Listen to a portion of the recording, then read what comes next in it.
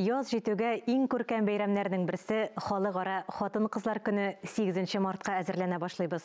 Россиядә хатын-кызлар көне беренче тапкыр Петербургта 1913 елның 2 мартында билгеләп үтелә. Гасырдан артык тарихы булган бәйрәмне Татарстан журналистлар берлегендә ничек каршылыйлар? Чәчкәле бәйрәмнән хәбәрчебез Мөршидә Җихан репортажы.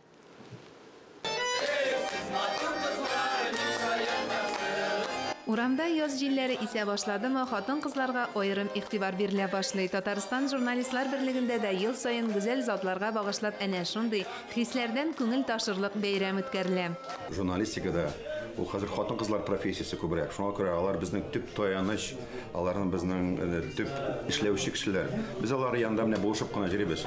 Илшат Аминов кичә буе сәхнә түреннән китмәде дисәк тә була. Җитәкче булганга гына түгел билгеле, Татарстан журналистикасын җигелеп тартучы хатын-кызларга хөрмәт йөзеннән аның шигырь аша да, җыр аша да әйтер сүзе бар. Инде буй җитсәндә, инсин асабыймы.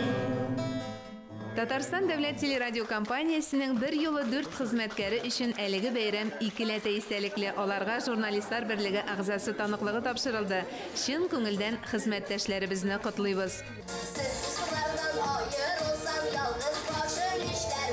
Әнә шундый күңелле җыр бүләк итте Шаян ТВ йолдызчыгы. Гомумән, Татарстан яңа гасыр телерадиокомпаниясе талантларга бай. Журналист хатын-кызлар, алар бүгенге көндә менә журналистиканы җигелеп тартып алып баручы безнең шундый хезмәттәшләребез.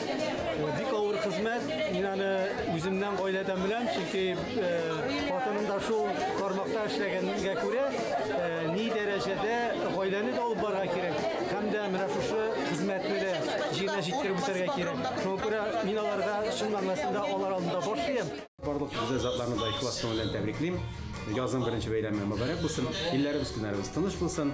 Минем бер шундый шигырем бар, бит тулаем хәтерләмим инде, ләкин ул дип тәмамлана. Җирне тотып тора хатын-кыз. Һәм бу бик дөрес. Татарстан журналистикасының чәчәк атуына хезмәт иткән хатын-кызларның биредә бер өлеше генә. Араларында яңа гына тәҗрибә туплый башлаганнар да үз һөнәренә тугры калып 40 ел журналист булып эшләүчеләр дә бар.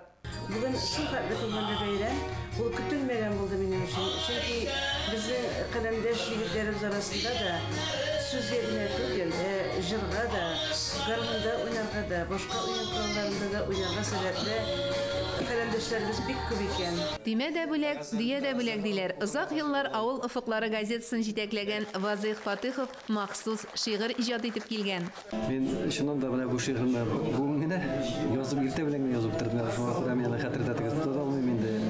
Әйтә алам менә аннан алда язылган шигырьне бәхет курсында бу дөньяның авырлыгы җиңеллеген инде, авырлыгын инде белмим. Нинди генә чагылып канда да кешеләргә бәхет телим мин. Һәм менә бүген үземнең коллегаларыма, остазларыма чыннан да ихлас күңелдән бәхет телим. Бәйрәм бүләк итүче артистлар, журналистлар Татарстанның гаммәви чараларында эшли. Барысы да диярлек җитәкче. Александр Латышевның күбесенчә хатын-кызлардан торган Республика Татарстан газетасы коллективын җитәкли башлауына тиздән 20 ел. Шуңа да хатын-кызлар бәйрәмен оештыру нечкәлекләрен яхшы белә. 8 марта – это международный женский день. 8 март – бөтен дөнья халыкара хатын-кызлар көне. Алар безнең күңелләрне кояш кебек җылытып, эретеп тора. Нурлары бетмәсен, гел балкып торсын. Гүзәл затларны котлау чәчкә бүләк итүдән башланган иде. Җыр, нәфис сүз, матур теләкләр кушып, йөрәктән йөрәккә тапшырылган иҗади гөлләмәдә кайта-кайта искә алырлык. Иң кирәкле әйберләрнең берсе ул таяныр кешесе булсын. Менә башын теләсә кайсы вакытта Аллага шөкер дип җилкәсенә куяр кешеләре булсын. Мөршидә Җихан, Ринат Сәхипгәрәев, Татарстан яңалыклары.